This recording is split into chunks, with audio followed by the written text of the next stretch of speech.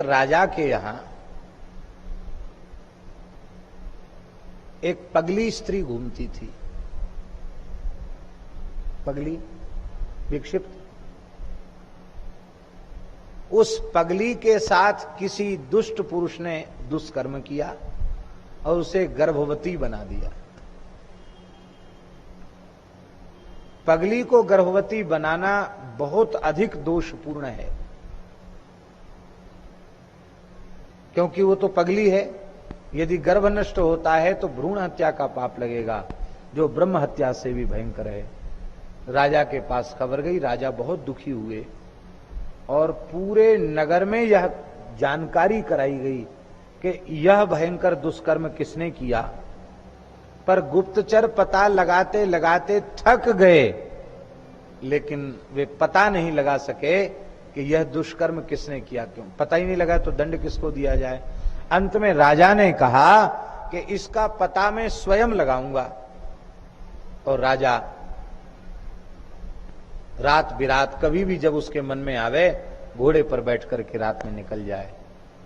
तो उन्होंने क्या देखा, नगर का जो कोतवाल था, रक्षक कोतवाल, वो कोतवाल घोड़े पर बैठा कहीं जा रहा था और वो तमाकू खाता था। तो तमाकू में चूना में पानी सूख गया। ध्यान से सुने, चूने का पानी सूख गया, और जब सूख गया तो उसको पानी से गीला करना था चूना। तो एक मकान में से, मोरी में से ऊपर से पानी टपक रहा था।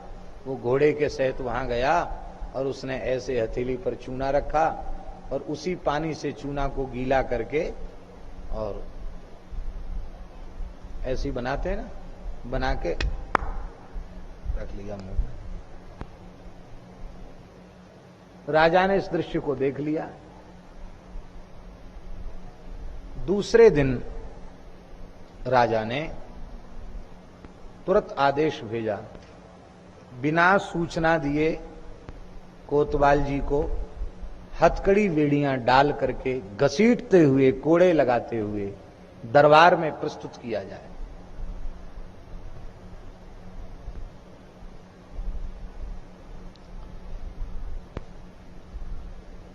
जिसकी ईमानदारी चारों ओर प्रसिद्ध थी कोतवाल की, उसको घसीट कर दरबार में लाया गया।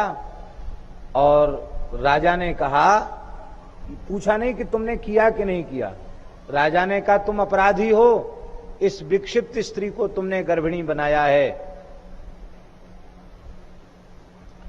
जब तक इसके गर्भ का प्रसव नहीं हो जाता तब तक तो तुम्हारा परिवार इसकी सेवा करेगा, और तब तक तुम कारागार में बंद रहोगे। बाद में तुम्हें मृत्यु दंड दिया जाएगा। ऐसा जघन्य पाप तुमने क्यों किया। तो दंडाधिकारी, न्यायाधिकारी सबके मन में आ रहा था कि कोई गवाह नहीं, कोई कुछ नहीं, कोई प्रमाण नहीं, ऐसे ईमानदार व्यक्ति पर यह आरोप मढ़ा जा रहा है। तो डरते डरते दंडाधिकारी ने पूछा, हजूर आप हम सबके ऊपर हो, आपसे हम लोग कुछ बोल नहीं सकते, लेकिन ये दरबार में बैठे हुए लोग जानना चाहते हैं, आपने कैसे इसको पकड़ लिया और ऐसा माना कि इसी ने यह कार्य किया है। तब राजा ने कहा, व्यसनी व्यक्ति विवेकशील नहीं होता। इसने तमाकू खाने के व्यसन की पूर्ति के लिए यह विचार नहीं किया कि इस मकान से जो जल बह के आ रहा है, ये जल कैसा है, शुद्ध है कि अशुद्ध है। आकू ऊपर बैठ के कोई लघु शंका ही कर रहा हो तब क्या है, वो पानी भी तो हो सकता है कि नहीं। तो इस व्यक्ति ने अपने व्यसन की पूर्ति के लिए जल की शुद्धि का किंचित भी विचार नहीं किया। ऐसा जो व्यसनी व्यक्ति है, वह व्यसनी व्यक्ति जघन्य से जघन्य, नीच से नीच कर्म कर सकता है, ऐसा मैंने अनुभव किया। और नहीं मेरी बात गलत हो तो इससे पूछो। उसने कहा, बिल्कुल ठीक है, यह दुष्कर्म मेरे ही द्वारा किया गया।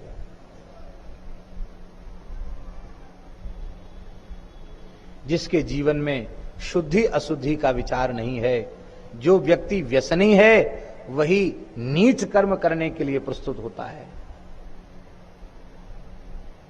आज निरंतर देश में भयंकर घटनाएं घटती चली जा रही हैं और सारा समाज लज्जित हो रहा है, भारतीयता लज्जित हो रही है, सारा राष्ट्र लज्जित हो रहा है। और लोग कह रहे हैं अपराधियों को कठोर से कठोर दंड मिलना चाहिए।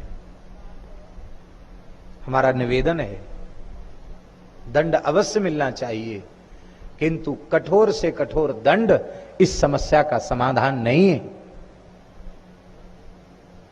इस समस्या का समाधान है भारतीय युवक और युवतियों को चरित्रवान बनने की प्रेरणा देना चाहिए, सच्चरित्र बनने की प्रेरणा देना चाहिए। भारतीय शिक्षा पद्धति का आमूल परिवर्तन किया जाना चाहिए, शिक्षा नीति का परिवर्तन किया जाना चाहिए। बालकों को ब्रह्मचारी, सदाचारी, राष्ट्रभक्त, देशभक्त बनाया जाना चाहिए। गौ भक्त और संतों का, अतिथियों का, माता पिता का भक्त बनाया जाना चाहिए। आज संस्कार प्रधान शिक्षा तो दी नहीं जा रही है, मांसाहार बढ़ाया जा रहा है, शाकाहार घट रहा है, मद्य मांस की ओर युवा वर्ग जा रहा है, व्यसनों की ओर युवा वर्ग जा रहा है। जब तक खान पान की शुद्धि नहीं होगी तब तक ऐसी घटनाओं को नहीं रोका जा सकता। चाहे जितनी फांसी पर चढ़ाओ, ये घटनाएं नहीं रुकेंगी, क्योंकि कामातुराणाम न भयम न लज्जा, कामी क्रोधी इन्हें न भय होता न इन्हें लज्जा होती है। ये पहले किसी भी भयंकर जघन्य पाप को कर लेते हैं, इन्हें मरने की भी परवाह उस समय नहीं रहती, भले पीछे मरे तो मर जाएं, पर अपनी वासना की पूर्ति में वे विवेक शून्य हो जाते हैं। भगवान की दया से अच्छे शासक इस देश को प्राप्त हुए हैं। भगवान उन्हें सत्प्रेरणा देवे, वे भारतीयता प्रधान शिक्षा पद्धति का प्रचार प्रसार करें, युवक युवतियों को चरित्रवान बनने की प्रेरणा दें, और जो अश्लील गंदे भद्दे गीत गाए जा रहे हैं, चलचित्र दिखाए जा रहे हैं, इन पर पूर्ण प्रतिबंध लगाया जाए।